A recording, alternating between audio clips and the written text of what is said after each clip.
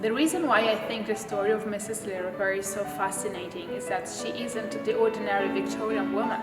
Her husband dies, she decides to pay off his debts, and to do that she starts to take in lodgers. So she becomes a businesswoman in Victorian Britain.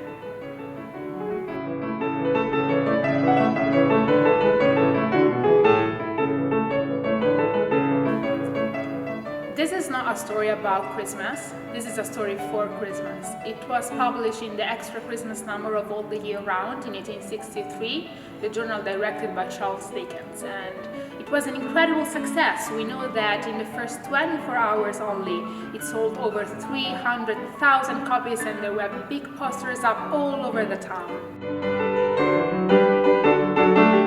Dickens wasn't just an incredible author, he was also a great businessman. And I work in digital marketing, so what fascinated me at first was his incredible determination and business sense.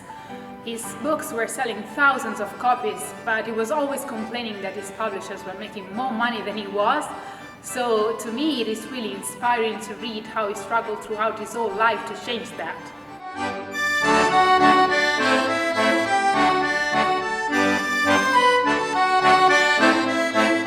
Translating this story was especially challenging because Mrs Lirriper is talking to an unknown listener. She's constantly repeating "my dear," but we don't even know whether she's talking to a man or a woman. So this is a very powerful device in English, because when you read the text in English, you really get the feeling that she's actually talking to you.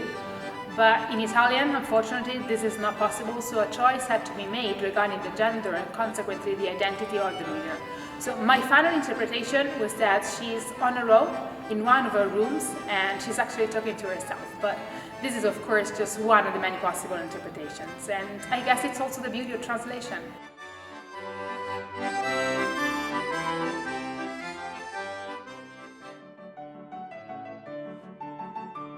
The beauty of this event was that it's been a collective effort.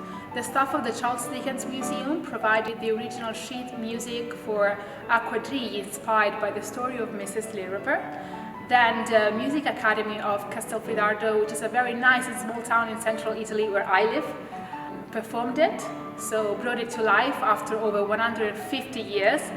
And if you have a quadrille, you also need dancers. So we worked together with the Victorian Dance Academy of Ancona, and we had fantastic Victorian dancers here in their amazing dresses. And I also contributed with a small exhibition with some items from my personal collection. The exhibition included various first editions, an original set in monthly parts of our mutual friend, the second edition of Oliver Twist, first editions of his Christmas books, and an original letter by Charles Dickens, which I am particularly proud of course.